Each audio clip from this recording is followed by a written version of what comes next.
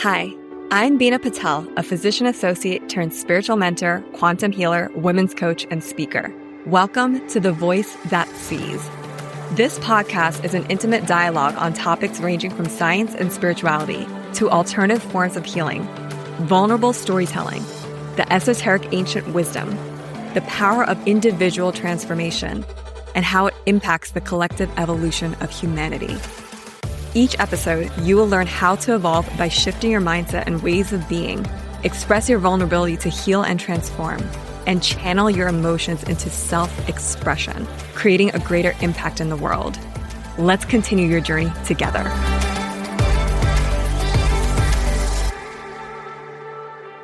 Welcome back to another episode of The Voice That Sees. This episode is going to be a deep dive into one of the biggest shadows and core wounds that humanity has been impacted by for centuries, perhaps, and it's the imprint of narcissism. Before we get into this conversation, I do want to share that this conversation is going to be vulnerable. It's going to include personal accounts of how I have been able to transform this wound and overcome a huge cycle of narcissistic abuse, as well as acknowledging the different conversations I've had with patients and how their vulnerability helped me open up mine.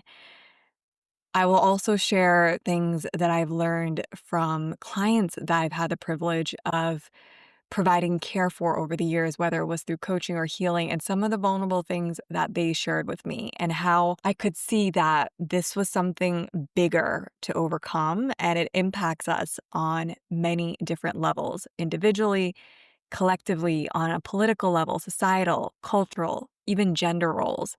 So we're going to get into the nitty-gritty of all of that today. I also want to set the disclaimer that while I am a clinician as a physician assistant, I'm not a mental health counselor or a therapist. So while I am opening up this conversation, it's more to enhance our knowledge from the realms that I can speak of, and also just to shine a light on the different perspectives, especially on being on the receiving end of some of that narcissistic abuse, and also looking at the different narcissistic traits that many of us carry and can exude from time to time. And while each of us can hold and exude narcissistic traits, this isn't exactly narcissistic personality disorder, which also can be on a spectrum. And so we're going to get into some of that just to open up a dialogue on how this can impact people to this day. And if you are someone who is experiencing narcissistic abuse, I welcome you into this conversation through a heart-centered lens, just to open up to how healing can happen, how it looks different for people, and to know that transformation is available to you.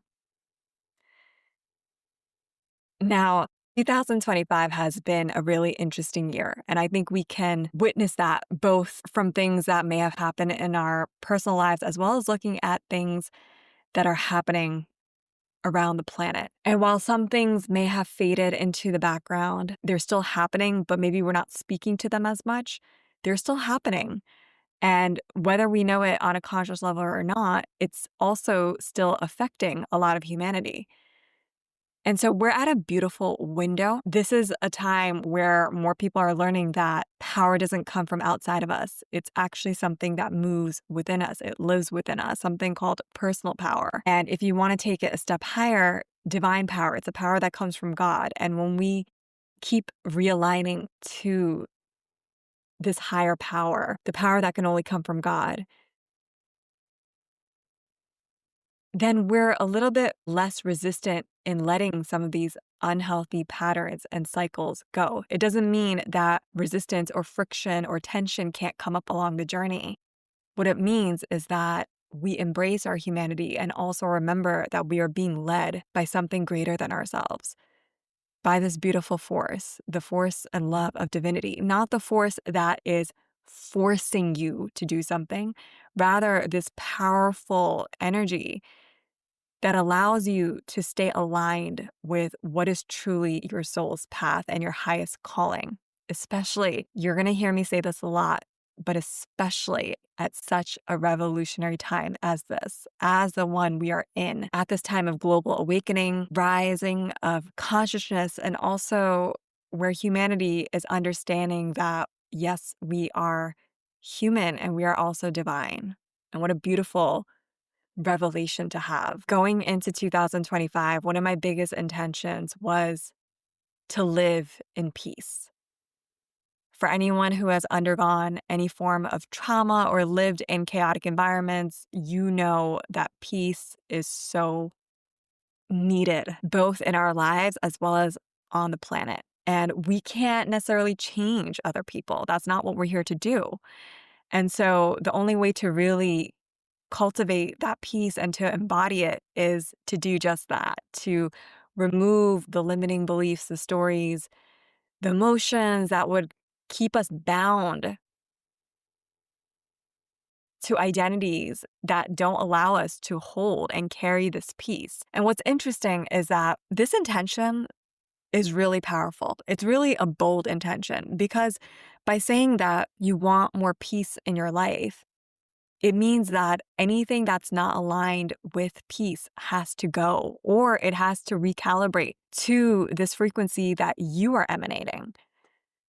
And so peace is easy to exude when life is all dandy and there's roses and beautiful wildflowers about. But what do you do when you're presented with some situations where it seems like peace would be the last thing that you would feel in that moment? This year, I noticed several different circumstances arise where I felt that there were multiple avenues opening up, and I could have chosen what I was used to choosing, which is feeling triggered and then being devoured by the trigger. And this time I chose to lean in to the different triggers that came up by feeling the emotions that came up in those moments. And also, yes, being committed to my healing work, going back to therapy, allowing myself to receive equine healing, working with different mentors. And ultimately, the most powerful of all was giving it over to God. And before you think this is a conversation about someone who's just going to try to convert you or anything, please know that this is not the intention of the conversation. It's to show how faith was the missing piece in my life for many years. And even though I have been a woman of faith, this was something deeper. It meant really surrendering and letting go. And when we truly let go, the miracles can arrive because they've been waiting. It's like the doors are waiting to open. Maybe you want to go to a concert and you're just waiting to get in. And it's like the doors are about to be open, but you can't do it when you keep pushing or thinking that you need to hold it all. You really have to surrender and give it over. In that moment of giving it over, it isn't giving up. It's this courageous act of saying, I don't have all the resources, and I'm willing to see what miracles can unfold when I relinquish control. And so several of these circumstances came up, and I noticed this feeling of I've been here before. And normally in cases like this, I would do whatever I can to hold on to the person, to the situation, to the job, to the opportunity. And instead, this time I allowed myself to stay in the liminal space of who I used to be and who I could potentially become if I let myself be remolded and transformed by God's love. And what happened is that God's love will have us doing things we haven't done before, meaning seeing the greatness within us, the greatness that He sees within us. It would have us taking action steps that aren't always easy, but help us rise to something higher.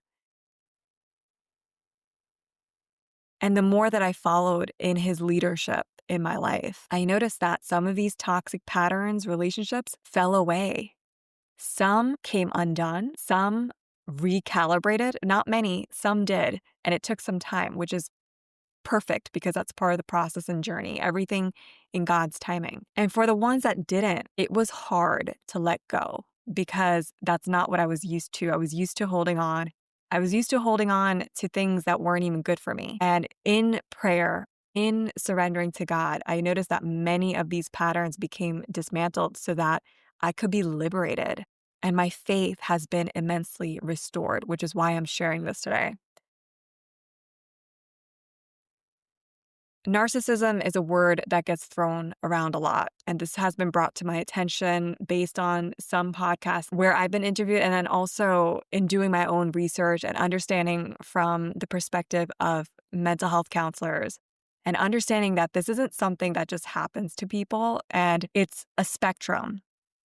So it isn't just, oh, you're this or you're that. It's a spectrum, and different people can exude different qualities and to different extent these different qualities. Narcissistic qualities, things like entitlement, arrogance, lack of empathy, grandiosity, self importance, these are things and traits that actually live within every person.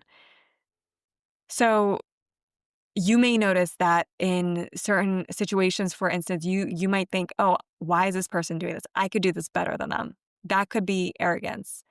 Or thinking that you're meant to get something based on your skin color or the way that you've grown up, your heritage. These could be things like self-entitlement. For me, I had to look at my ego, especially in the area of spirituality. If you haven't already checked it out, I had a whole podcast episode on this visitation, my testimony with being called back to Jesus Christ. And I still love sharing this testimony because it wasn't something I prayed for. I never prayed that he would visit me. I prayed that I would be able to feel God during a vulnerable moment in my life. And I'm sharing this again today because after that encounter, I had this journey where I thought, this is it. I've found everything that I've been looking for, and everyone needs to go to Jesus Christ, and you need to believe in Jesus Christ. And I've been humbled enough to understand how that doesn't feel resonant for me. And when I peeled back some of the layers, I can see that some of this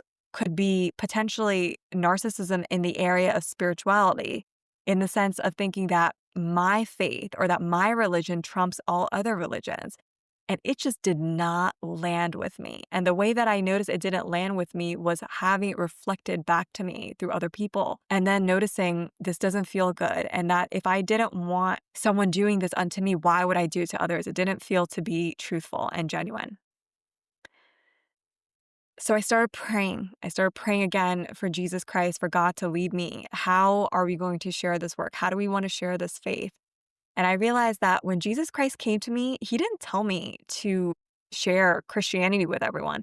He literally told me to go have a conversation with my mother, which meant that he was trying to help me, and he was also trying to heal this deep wound that I had around the relationship with my mother at that time. And it was healing the mother wound, which many women and also some men can carry, where we may have felt that we didn't receive the love that we needed, or we felt that we were treated harshly growing up. And then through some of this deep heart healing, that I can only give the praise to God, because no matter how many healers and mentors I work with, I just did not feel the full impact until I had this visitation. And what I learned was that in a lot of these spiritual groups, especially in New Age spirituality, I'm not hating on it. I was part of them. But one of the things I noticed is that the same people who are providing their healing services actually can re-traumatize us. And they go through their own spirals. So how is that person actually going to help me? And so I had to take a step back and retract my energy. And when I placed more of that attention back to God, I realized that God doesn't have us avoid. God actually has us going into it, but we're not going into it into a world where it feels so dark and murky. It's more like, hey, take a look at this. You can seek therapy. You can seek healing if you want to do that. None of these things are wrong. I still went and worked with a beautiful therapist, and also simultaneously doing equine healing and learning from different mentors, and they were all helpful. Ultimately, it was the love of God that can heal me, that did heal me in a way that none of these other tools could. And so I think that what makes that part of the journey so different is the part where we surrender. And what's beautiful is that God isn't saying all these other things aren't beneficial. They are, and people are doing the best that they can to share their gifts and what their function is. And when we surrender to God's love, we can allow that beautiful current of divinity to do its job. We can allow the Holy Spirit to move through us and to purify us. And when we do that, we're relinquishing control.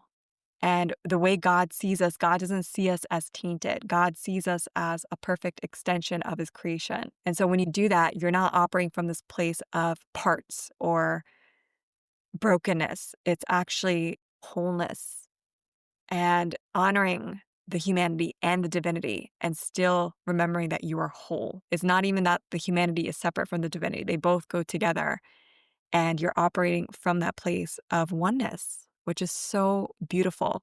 And when you do that, things will get rearranged in your life. Things will either fall away or come together at a higher level. It won't all happen immediately, although if people are ready for it, that they can, but it's not always a case. And when you're truly tapped into this energy of wholeness, or what some people also refer to as divine union, which I also speak to, then what happens is that as you bring these higher energies of divinity and ground it through your physical vessel, through your body onto earth, you no longer seek to control, meaning if certain opportunities are falling away, you are allowing them to fall away. It might not always be easy. However, you trust that it's happening because it's meant to, and that you allow these things to go. And as you allow them to go, you are freeing up space, both in your energy field as well as in your life and in your reality, for what's truly of the highest alignment, what is in God's will to come into your reality and into your sphere, which is beautiful. Because what I learned through this journey is that it isn't in God's will to have me suffer in my relationships. God wants me to thrive in my relationships. He wants me to receive community that supports me and that I also support, and that we nurture one another. So we're not doing the work of trying to grow someone, but we're mutually in the process together of supporting and empowering one another and allowing people to grow on their own timelines in their own unique ways. And to me, that's the way God works in our lives. He doesn't meet us past the point of what we're ready for. He's not forcing us to do anything. He meets us when we're ready. And as I was witness to the patience that he had had with me all these years, I realized that it's important for me to cultivate this quality in my life as well, both for myself as well as for the people in my life. So if you are someone who has been on the end of narcissistic abuse, maybe you noticed a pattern where throughout your childhood, you were told, whether by parents or teachers. Again, we're not labeling people as in just saying that someone is a narcissist, but these traits, you notice these traits, for instance, of people saying, if you really love me, you would do this for me. And while I understand the intention could be well-meaning, trying to get someone, especially a child, to do something that you want, perhaps for their good, how that can be molded into the adult life is constantly trying to please others or living for external validation, which is really interesting because, and we'll be going into this, but if you look at it from a political level, that can go in a way that could be harmful. Meaning, if you are wanting to please someone else so much, and yet their ideas and their notions can actually be unhealthy or creating division, then we're just adding to the wound of separation. We're just finding different ways of potentially harming people. And so the intention here is to look at some of these patterns and understand that, yes, it's not easy to necessarily walk away from some of these structures and some of these patterns. They live in the body, not just the mind. And if you want to take it even a step deeper, the spirit, the soul. So as we're moving into the purification process, detoxifying what we no longer need to hold on to individually and collectively, it's important to be patient with ourselves because it's a process. And also to remember that God, divinity, is holding us through this process. We're not doing it alone. So if you've noticed these patterns come up, you may notice that you go through life people pleasing, changing your words, changing your responses based on what you think someone else wants to hear, even though it doesn't feel right for you in the body. You might notice that you're kind of holding back on your truth. So you might notice sensations in your throat. You might notice that you dim your light and you don't fully express yourself for fear of how others will receive it. And you might just continue to subscribe to what people believe because you really want to feel loved and accepted, that you belong, even if it means dismissing what feels true for you. And this often can only go on for so long through the form of entanglement, codependent dynamics, staying in toxic job environments only for as long as you can until the soul is like, we gotta go. You just might notice different relationships in your life. It doesn't even have to be romantic, but it can be, where you constantly feel that you're putting so much time and so much energy, but not exactly receiving what you put in. And while unconditional love does involve unconditional giving, I want to share that what I've learned, and also from many patients who share their vulnerable stories, is that boundaries are healthy and they are a form of unconditional love. Because nowhere in the idea of unconditional love does it mean that you have to be a doormat. If you're not loving yourself unconditionally, that's not actually unconditionally loving someone else. And so the way to do that is to bring that mirror to yourself, not from a place of self importance or I matter more than someone, but that I matter, you matter, we matter. And I can't provide care for someone without caring for myself.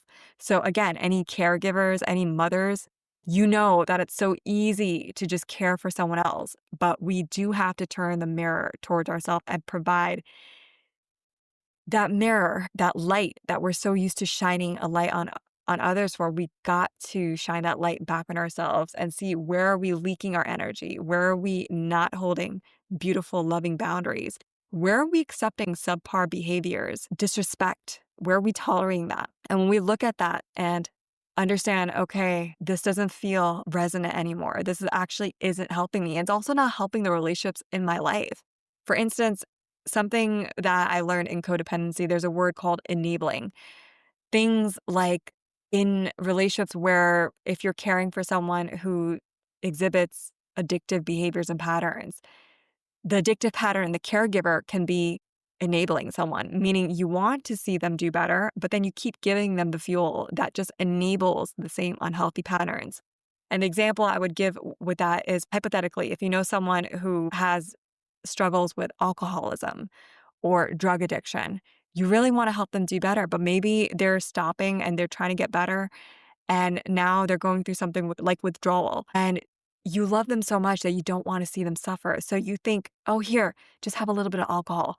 You'll be able to let go of this behavior next time. So for now, just drink a little bit of alcohol, and then you see them doing a little bit better. And you think that in that moment you're helping them. What you're actually doing for them is enabling that unhealthy behavior and pushing out their healing to the future, like later on when you're really ready to get better, or later on when you're truly ready to step up. And you could be hindering their growth process. So something that you could do that could actually be really life-changing for both you and the person that you're caring for is praying and ultimately realizing that you're not in charge of their growth. God is taking care of that. And if you could stop getting entangled in their journey and their growth process, whether it's trying to rush it or hinder it, you can put that energy back on yourself and your journey. And that energy of putting that energy back into yourself from a healthy place, not self-importance or ego, but really honoring, okay, I've been pouring out a lot. It's time for me to receive more of my own loving energy, self-compassion, nurturing. That energy makes you magnetic. You're not doing it to become magnetic. You're not doing it for the external validation. However, it is a natural byproduct, and it's because you're calling back that life force energy, which actually it isn't even calling back. It's just paying attention to. You're putting your attention back into the life force energy within your own multidimensional being, mind, body, soul, spirit. And as you do that, you have more vitality, you have more energy to give back. And when you're spending these moments in stillness and allowing yourself to be refueled, what's happening is ultimately God is replenishing you in a way that you just can't be replenished outside of you. A lot of these codependent dynamics happen because we're trying to source love from other people, from other connections, perhaps even from career.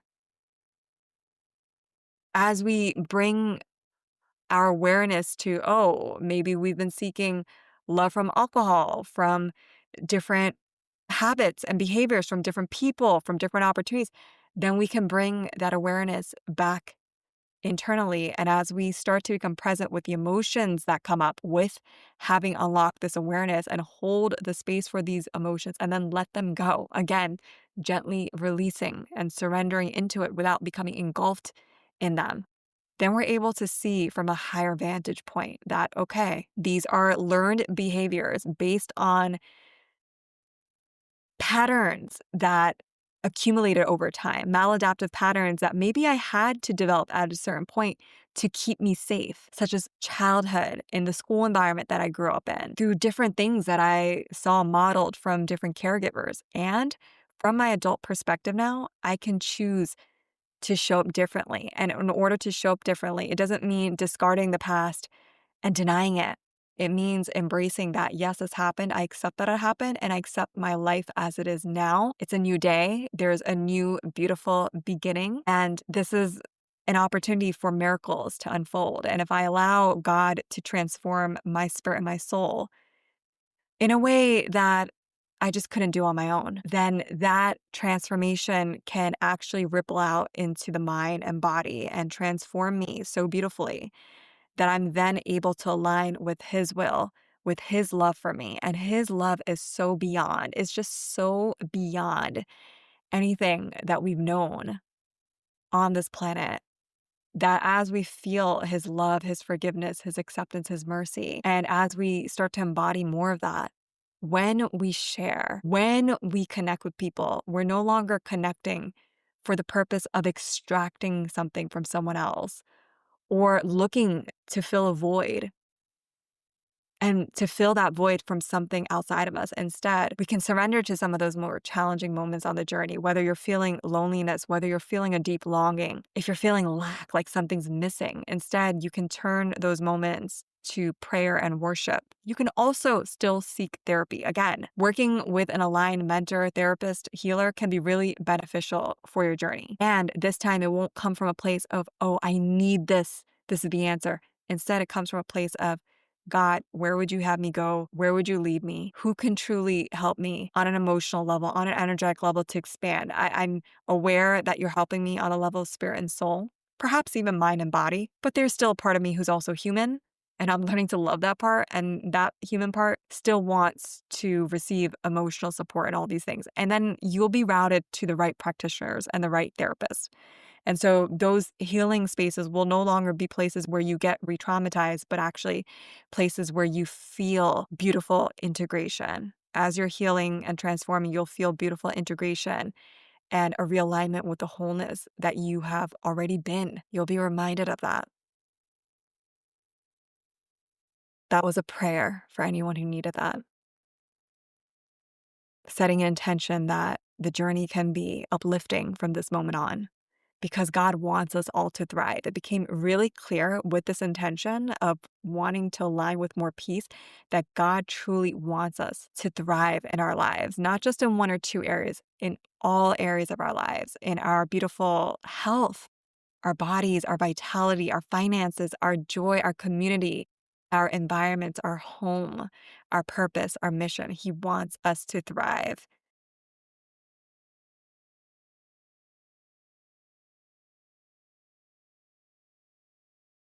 How narcissism plays out and what we can see, especially this year, where so many things are coming to the surface politically, on a cultural level, societal. We have, as a species, as humanity, we have created a lot of rules. These rules have dated back to centuries ago. And what we see is that they're being molded and changed, going through things like reformation over time. And in some systems, perhaps a rebirth. I feel that when we're trying to mold things, we're trying to change it from the level of our minds. However, in order to actually have a whole rebirth, such as the one humanity and Earth is going through, God's involved in that. And there is no one more powerful than God who would be able to do all those things that would actually ignite a rebirth, such as the one we're experiencing right now. I say that because our world is going through such a big shift. And is not just a shift in understanding that some of these systems that have perpetuated these limiting beliefs, these ways of division that they've gone on for so long and haven't worked, we're also seeing this beautiful rising in divine feminine. While some religions and some backgrounds don't really bring up the idea of the goddess and the feminine, I have to share that in my relationship and deepening with God, I felt a deeper connection to Mother Nature. And Mother Nature definitely carries a beautiful feminine goddess energy. As I've been integrating these different aspects of myself, again, moving away from some of these really rigid beliefs around religion and just looking at it from a masculine perspective, bringing in the feminine that moves so naturally and intuitively and creatively and wisely if we just allow her to. There was this beautiful marrying of both energies, and I could feel it both inside as well as in my reality. That when you see someone, because these energies are not gender specific, we all carry the masculine and feminine. When you see someone living in alignment and balance, it's no longer, I got to shift into my feminine, I got to shift into my masculine here. They're just living from a harmonious state, and everything they do has that balanced state.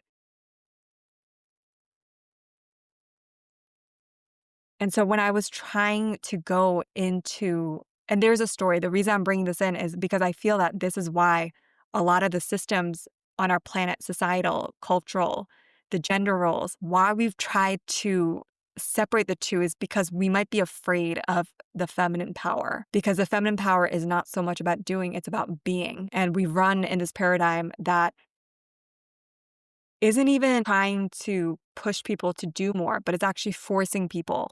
It has tried to force people to go against their body's natural rhythms for personal agendas, things like greed, conquering, taking over. And these are not the laws and principles of God. These are not universal principles.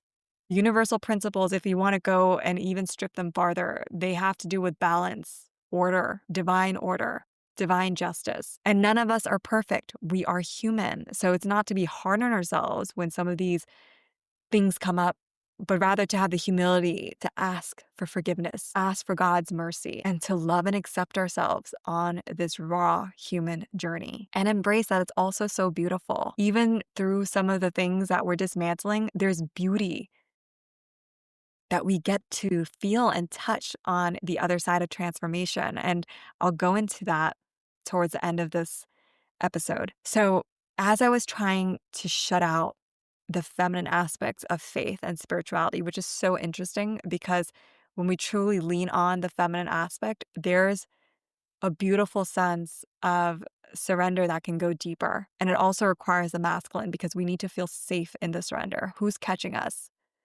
It's God. At least for me, it's God.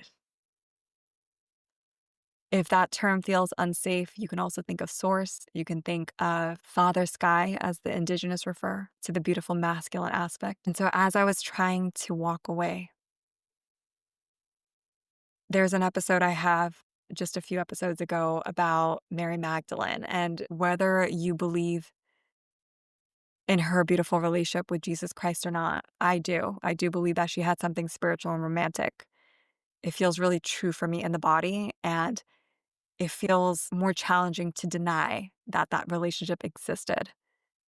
So for me, in learning from her and having her lead me as a powerful, beautiful spiritual teacher this year, not only was I able to see some of those shadows within me, arrogance, self-importance, she helped me to understand some of the bigger reasons why those traits were showing up. And perhaps if you are on the end of abuse or any toxic behaviors, or if you're in some type of unhealthy relationship, this may resonate, which is that in a lot of these relationships, they come together because it's for mutual growth. Now, this does not mean you need to suffer in order to evolve.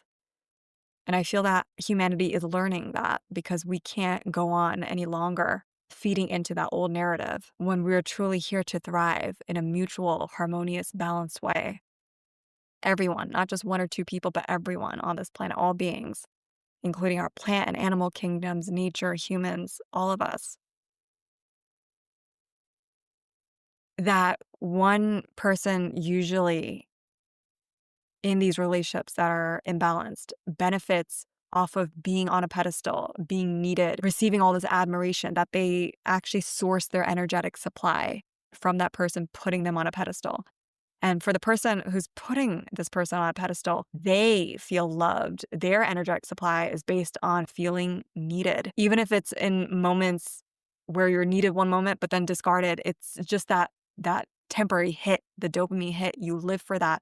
When there's a pattern in your body used to feeling loved only momentarily, whether you've experienced emotional neglect in childhood or just noticed different unhealthy dynamics, maybe witnessing unhealthy relationships on many levels in your childhood, whether your parents, other caregivers, teachers. This happens on many levels and in different ways and on many layers, as you'll find. And so the work is really deep. So as Mary Magdalene helped me to uncover all this from a feminine perspective, I was able to have more compassion for myself. It didn't happen right away. It took some time. First, there was a layer of being hard on myself, which again, if you struggle with codependency, it can happen where you might be harder on yourself. You might blame yourself without letting other people take ownership. Especially as empaths, we tend to be harder on ourselves. And what I learned in the journey is that we don't need to take ownership for all of it. We do take ownership of our part, and we also let other people take ownership of their part. Because by not letting them take ownership of their part, we're again hindering their growth. And we're hindering our own growth because we're taking responsibility for things that are not our responsibility. And part of letting other people take responsibility for it is seeing them in their power, seeing that they have total sovereignty and taking ownership of what is their part in cleaning up in the relationship, just as we are doing with ours. So as both people take ownership 100% each, not 50%, 50%, but 100% each, you're adding to the wholeness of that relationship because you're first meeting that wholeness within. And as sovereignty meets sovereignty, you're not looking outwardly for someone to replace or to fill in any void within yourself because you're not seeing yourself as someone who has a void. You're filled up to the brim with that energy of wholeness. And it's not anything you can bypass. You're meant to meet some of those shadows and embrace them, to love them, to meet them with deep presence. And when you do, you can hold yourself with tenderness and understand that both people usually come into those unhealthy dynamics because they both felt unloved. And they both perhaps have created an illusion of what love is or is supposed to be. And when you come back to that energy within, the love that can only come from within, from God, divine love, agape love, that love that is so pure and holy and sacred, then these relationships no longer feel comfortable. They start to dismantle slowly. And it's not because you're pushing the energy out, it's because you're becoming the embodiment of divine love as you honor that sacred fire within you, as you meet those places within yourself where you may have been abusing yourself, disrespecting yourself, maybe with low self-esteem, maybe repeating negative self-talk, which again, some of these things can happen on an unconscious level, which is why I do endorse receiving support from a trusted mental health professional, healer, or practitioner who truly sees the light in you and wants to support your well-being from a place of love. I still endorse that. And I also welcome the possibility that all of this can happen when we surrender to God. It can just happen in a miraculous instant.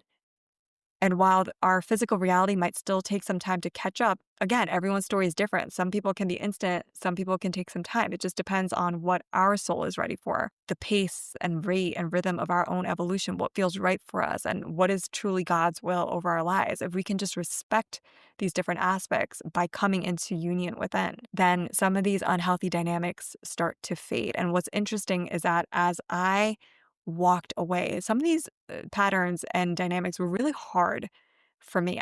I'm pointing that out because I want to share the weight of what I had to let go of this year in order to come out on the other side and the beauty that I can feel for the entire process now looking back at it in retrospect is that when I didn't have the power to walk away, but I prayed to God to reveal to me what I needed to know and to lend me his courage and his strength to be able to close some of these doors, I was able to walk away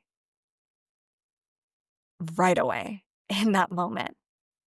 This isn't being said to toot my horn. It's being shared because sometimes we hold on to things just a little bit longer, even past the expiration date, past the point where a relationship is already done. And we know that, but we might still try to go back or still try to stay attached because we're afraid. We're afraid of being our own. We're afraid of, well, now what? Feeling that separation, which can happen as part of our human journey. And we can acknowledge that and embrace that. What a beautiful gift to be human, right? And by leaning on God, we are able to walk away and somehow feel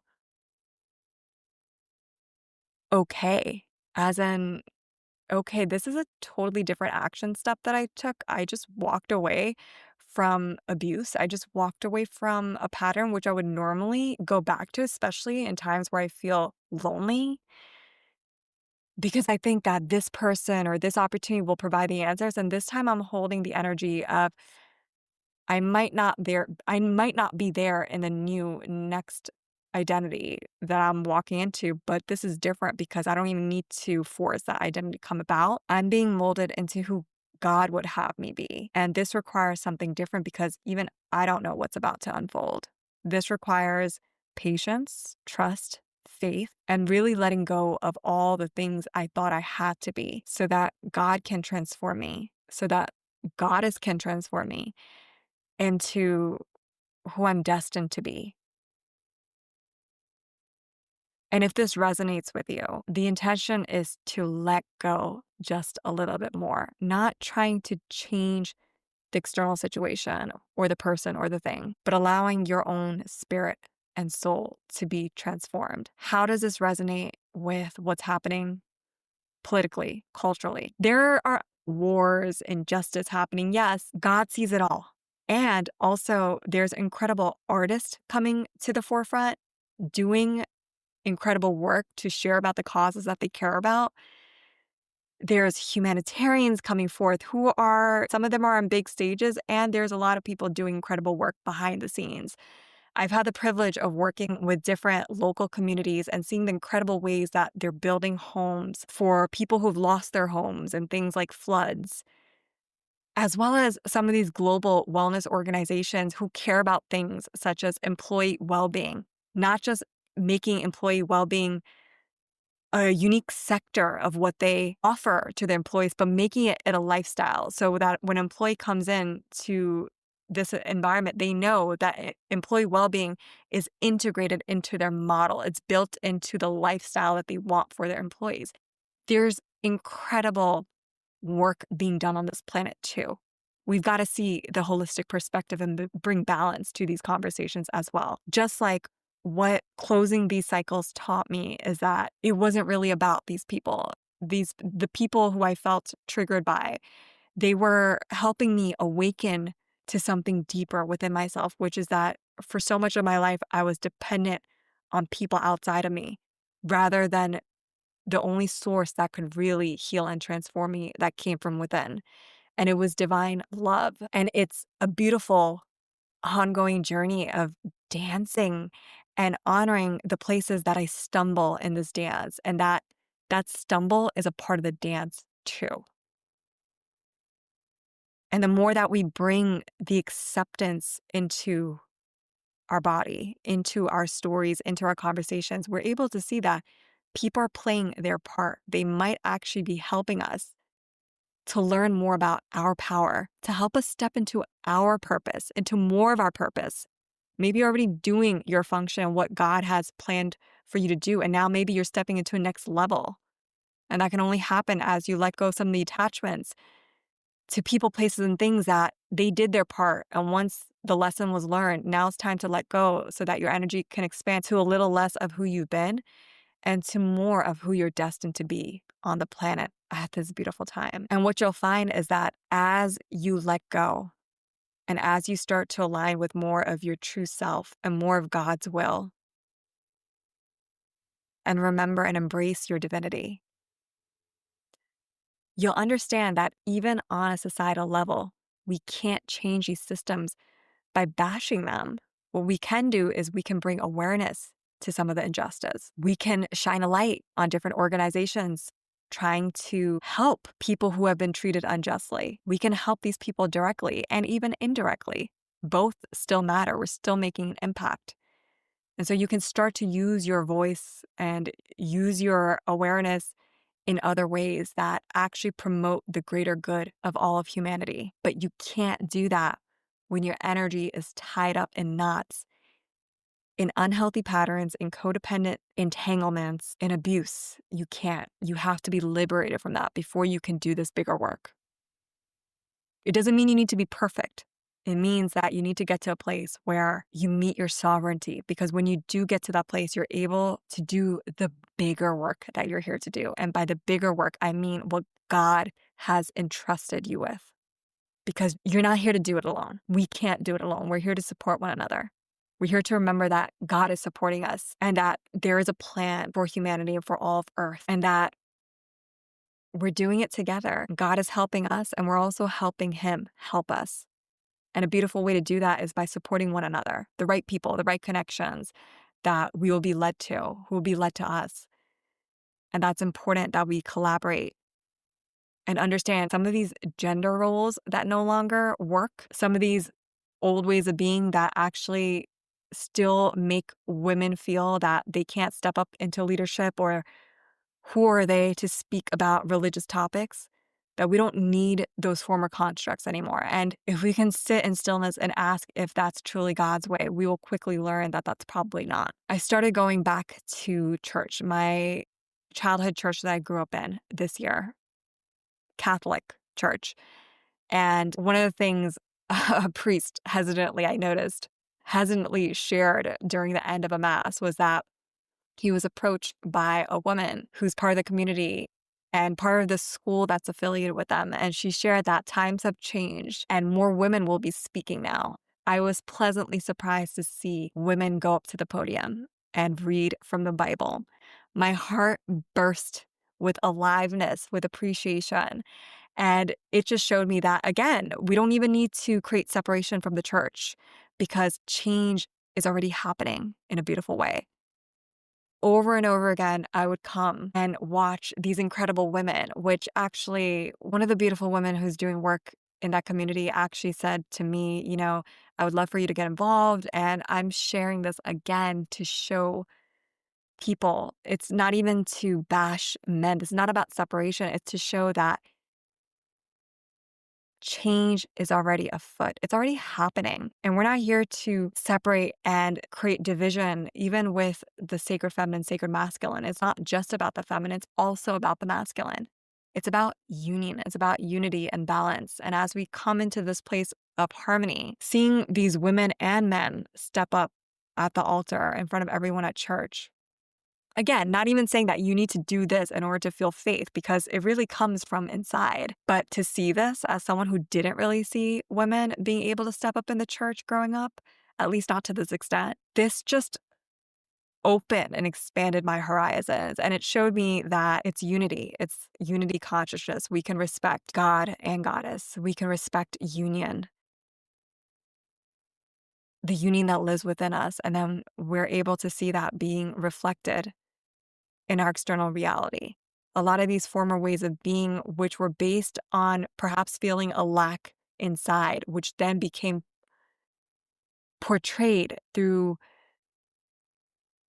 greed, through trying to conquer, control, to manipulate people into certain ways of being based on that feeling of not having a sense of control in one's life. And so then trying to control others, which, in our human journey, we all do this in different ways, sometimes subtle. And if we, again, bring our awareness to it without being hard on ourselves, we can just see that these patterns live in the collective field of humanity. And we don't have to shame ourselves or others. What we can do, which is actually so much more transformative, is questioning those belief systems, sitting with the emotions that come up, and then allowing love to come through. When we give love a space to breathe, love takes care of it all. True divine love. It's when you're truly feeling divine love, just taking a moment to honor that, breathing in. and breathing out.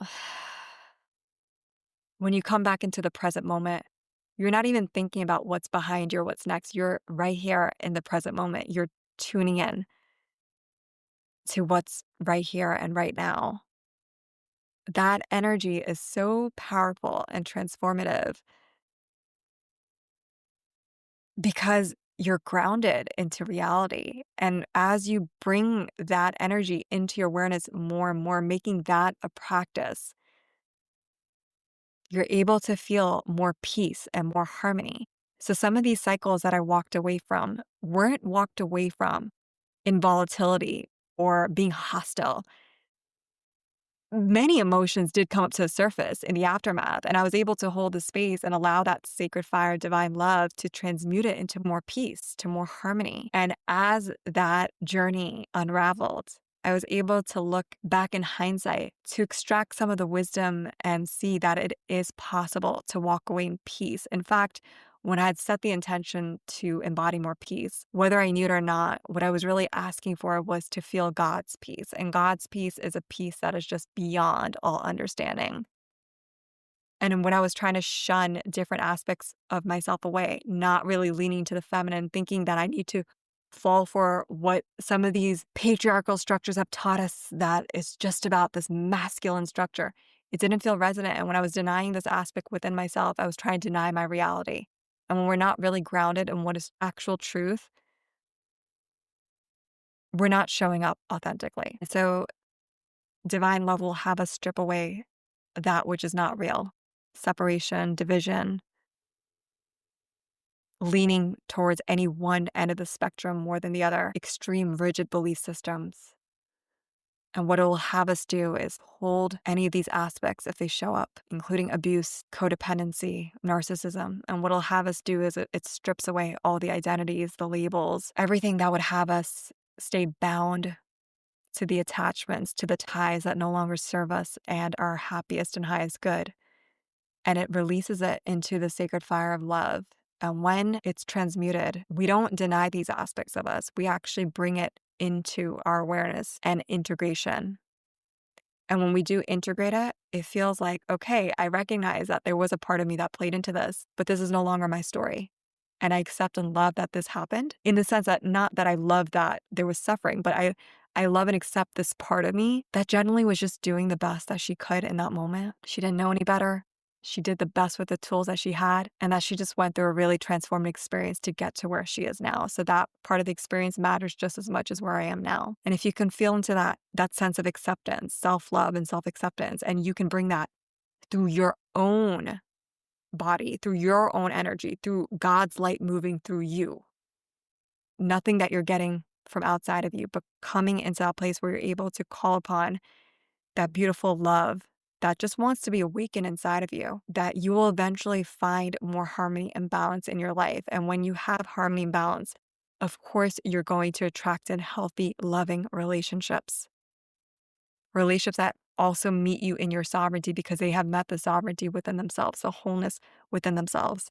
Of course, you're going to meet opportunities that respect you, that bring more appreciation and kindness into your life because they embody it for themselves, you embody it for yourself, and you're bringing it out into the planet collectively. But it's not something you're pushing out, it's a natural byproduct, meaning it's less doing it, it's more being. And again, doing is beautiful too. And when you are doing, it comes from a place of flow.